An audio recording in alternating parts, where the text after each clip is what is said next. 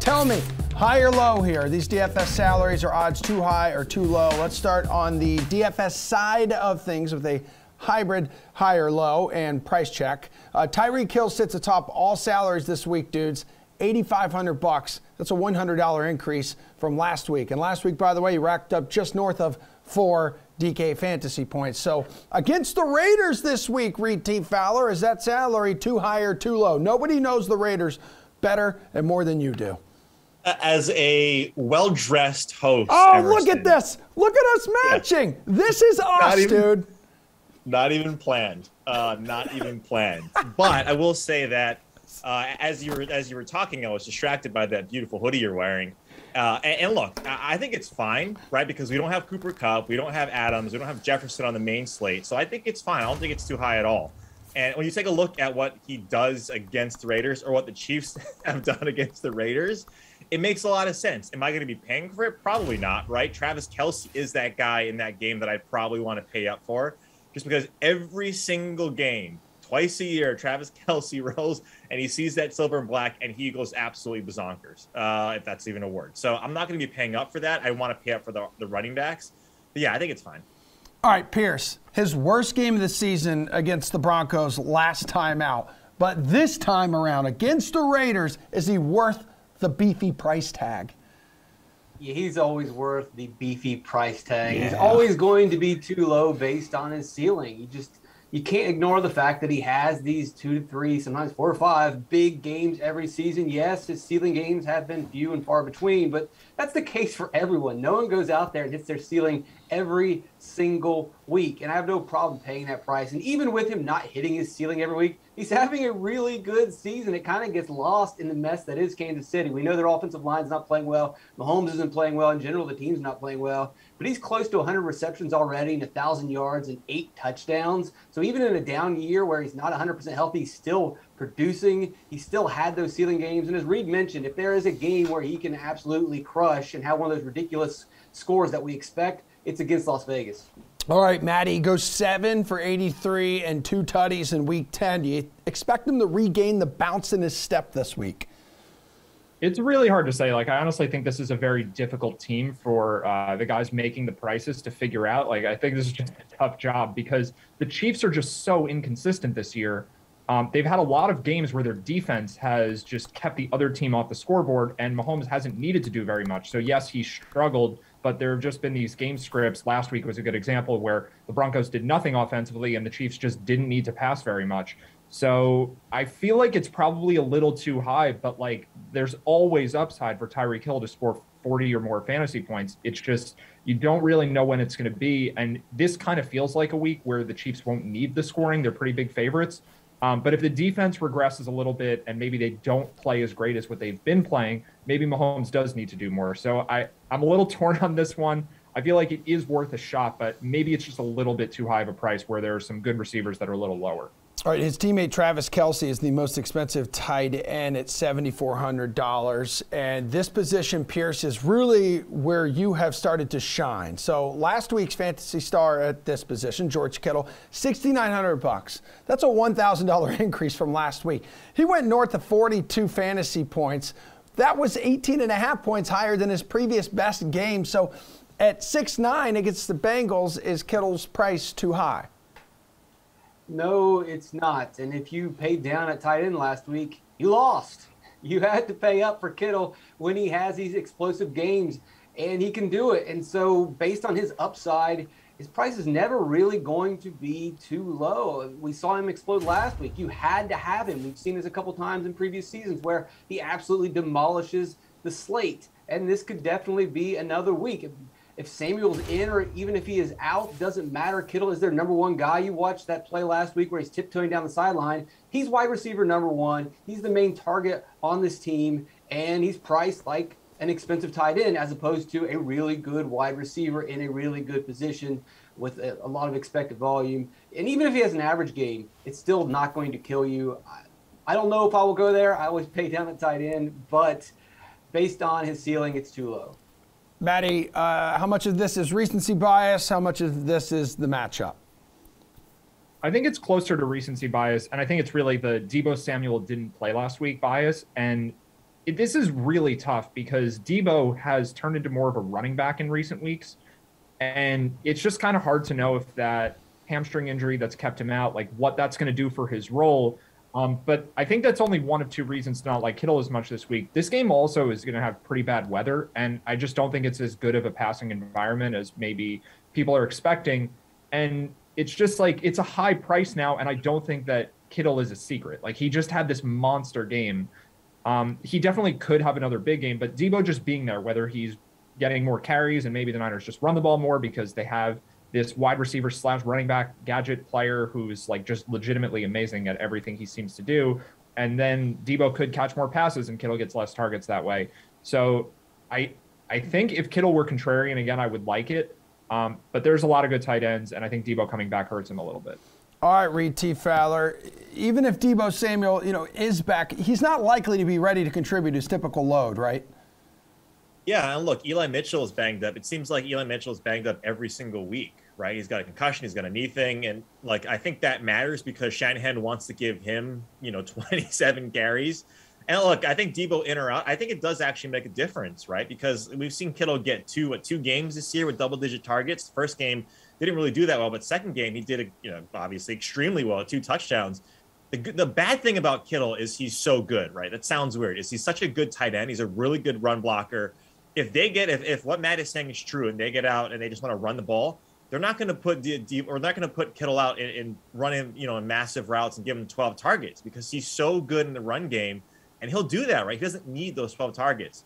I would want to pay down, so just by proxy of that, I think it's too high. But to what Pearce was saying, man, this guy is an absolute monster. And if you take a look at him compared to other like receivers, he's a guy that's priced potentially too low. And that's what we have to do with guys like Waller, Kelsey, and Kittle.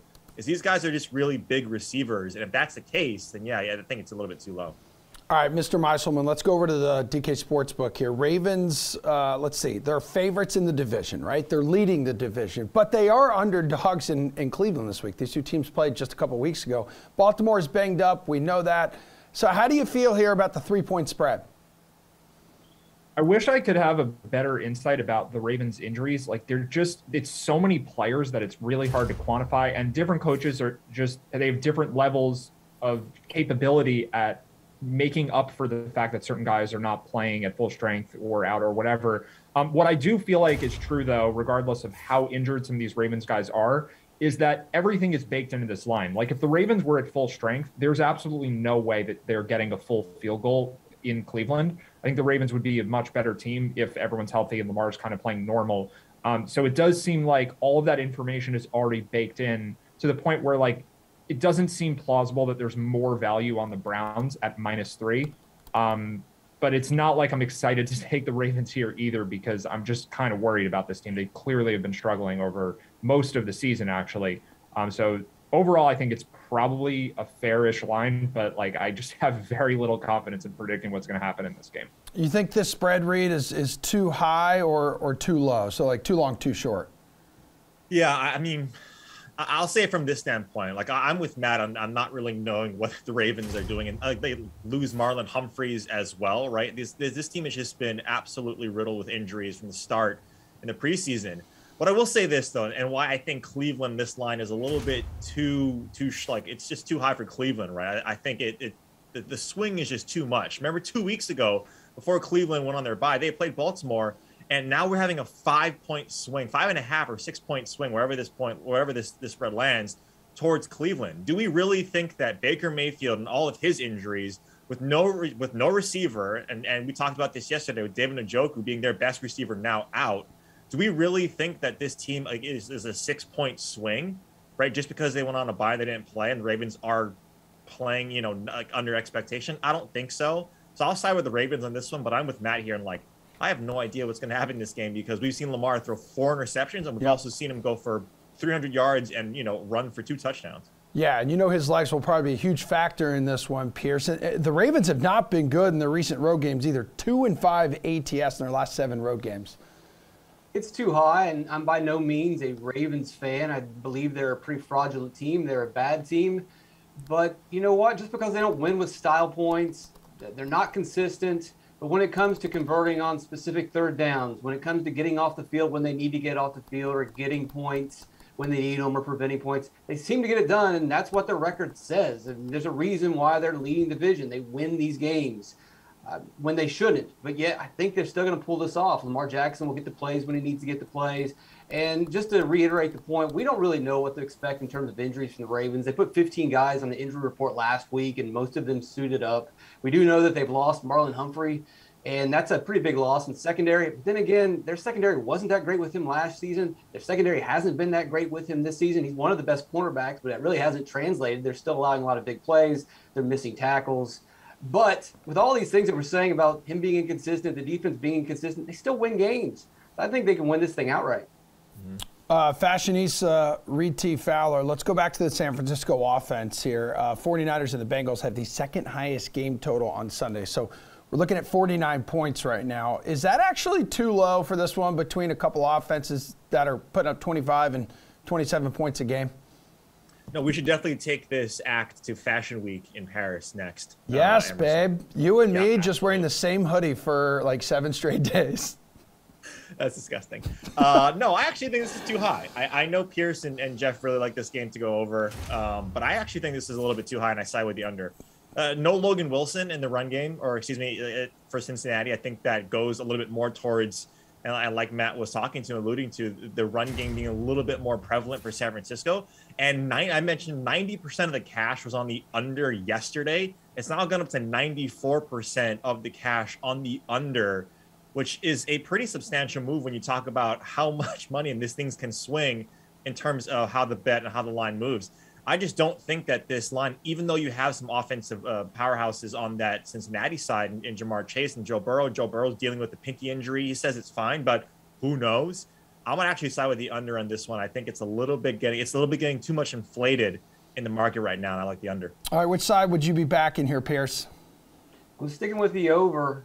I know Matt's going to bring up the weather, but if you guys remember last week, Chargers at Cincinnati, we brought up the weather there, and it didn't seem to matter. They scored a ton of points. Those offenses looked fine in non-preferential Cincinnati weather. I think Cincinnati's going to be fine in this game. They're facing a secondary that's going to be without Emmanuel Mosley, Josh Norman, as I mentioned in previous shows, 49.6 PFF grade. The weapons are there for Burrow. The issue with Burrow this season in his losses, if he's facing around a 30% pressure rate, which is extremely high, but he has in the 5 losses. You look at San Francisco and you look at all the metrics in terms of quarterback hurries, knockdowns, pressure, they're the worst in football. So Burrow, even with the broken finger, at least it's not a mallet finger, whatever that one is too. I'm learning a bunch about fingers this week. It's been quite amazing. Don't Google any of this stuff, by the way. It's not very fun. I think Burrow's going to be fine. He's not going to do a lot of pressure. He's got the weapons. They'll get the points. Got to wait to see what the injuries are for San Francisco, though. Okay, Matt, this total here, man, too high or too low? I think it's too high also. And yeah, I don't want to reiterate the weather too much. It is going to be cold there. But I think what's happened with the Bengals is that they've played in a bunch of games where the defenses have created a lot of points. And I just don't think that that's something we can bank on. Like, I think the recent games have just had a lot of, whether it's pick sixes or fumble recoveries or just short fields resulting from turnovers. That's probably not something that is going to be sustainable going forward. And then I am worried about Joe Burrow, like Reid said. I think that in general, Burrow has been a lot more inconsistent this year than people realize. And we've seen these huge games and we've seen some really bad games. And I guess both extremes can create offense, but I think with the finger injury, there's a good chance we see the Bengals want to run the ball more. I think with Deebo Samuel playing, we see the Niners want to run the ball more, which just sounds very strange, right? Their best wide receiver is back, so they're going to run more, but their best wide receiver happens to maybe also be their best running back. So I think this could be a game because of the weather a little bit, and then just because of the circumstances on both teams where we just see a lot more running. I think the Bengals might actually be worried enough about Burrow's health to just not have him throw as much as he normally does. Okay, Pearce, let's wrap it up in South Florida here. Big matchup between the Bills and the Bucks. Bucks are 3.5-point favorites against a Buffalo team that's on a short week. The Bucks haven't lost at home this season, 5-0. So is that spread too low for a couple teams who might be going in opposite directions here? Too low. I like the Bucks at home a lot. Tom Brady's played a lot better at home. You look at his passing versus interceptions at home versus on the road. He's a completely different player. And then also Buffalo is just an overrated team. They faced an easy schedule, and in that easy schedule, they were able to get up a touchdown or two on their opponents. That made their opponents play one-dimensionally, and then it was easy for them to stop one-dimensional offenses. And so it looks like, oh, yeah, these guys have a really good defense. Well, They were just in really positive game scripts that makes their rush defense and pass defense look better than it is. Plus, they've lost Tre'Davious White. That's going to hurt. I think they're really going to struggle. I mean, we have seen them struggle against teams that can establish a run, against teams that can remain balanced on offense, and Tampa should be able to do that. I like Tampa Bay a lot. This line's too low for me. Okay, too high or too low, this spread, Matt? It's hard to say. I think we don't really know what kind of impact the loss of Tre'Davious White is going to have, because last week the Patriots didn't even test that at all. Like, they literally didn't throw the ball. I mean, the couple times they did, they were just dump offs over the middle. So I don't really know how much of this is going to matter. Obviously, he's a great player, but my lean is that the line is too high. I just don't really buy into this entire narrative that the Bills can only beat bad teams and they can't beat good teams. I think football seasons are not very long. We've only had 12, 13 games, and it's just like, this is the trend that's happened so far, but I don't think it's necessarily predictive of what will happen going forward. The Bills are a good team just based on like what we know of them over the last couple seasons, like just their efficiency numbers this year. If you just look at the full picture and don't just throw away all the games where they played teams who were worse than them, like, it still matters that they have some blowout wins over mediocre teams. And the Bucs are really good too. Like, I think the Bucs are the better team, especially with White out of the lineup. But 3.5 is a big deal. Like, if it's line for 2.5, I would say it's too low. At 3.5, I kind of think it's a little too high. Like, I think Bucs should be favored by right around a field goal. So if I have to pick, I think the line's a little too high. Yeah, Reid, and Bucs have played well at Raymond James Stadium this season. 4-0 ATS in their last 4 home games. Yeah, thank God Matt's on here, the voice of reason. And we got Jeff and his blabbering on about how Buffalo's not good. At least Pearce is here to back up what Jeff is probably what he was gonna say. But I'm actually in agreement with Matt. I'd actually think that the Bills money line, even if it gets at 3, to what Matt was saying, I think the Bills money line at plus 145 is definitely in play. So I think this is too high. I don't think there is any value at 3. Like, this is the highest total I think on the slate here, and you have both teams who can score at a pretty impressive clip, right? They can have these one or two big plays, and they can really, put up the points. We saw that with Tampa Bay and Indianapolis just a couple of weeks ago. And the Bucs defense too, they're probably going to be without Jamel Dean. I think he might be out. That's their best defensive player in the secondary that's already banged up. This is an extremely aggressive defense in Tampa Bay. And that's the case, and Buffalo figures it out. And last week was nothing, like Matt was talking about. They held the Patriots to 14 points, 3 pass attempts. I still think the Bills are a good team. But having said that, I'm going to say that it's a little bit too high. I think that the Bills, who have no run game, are going to have to pass a ton in this game, and I think it's too high.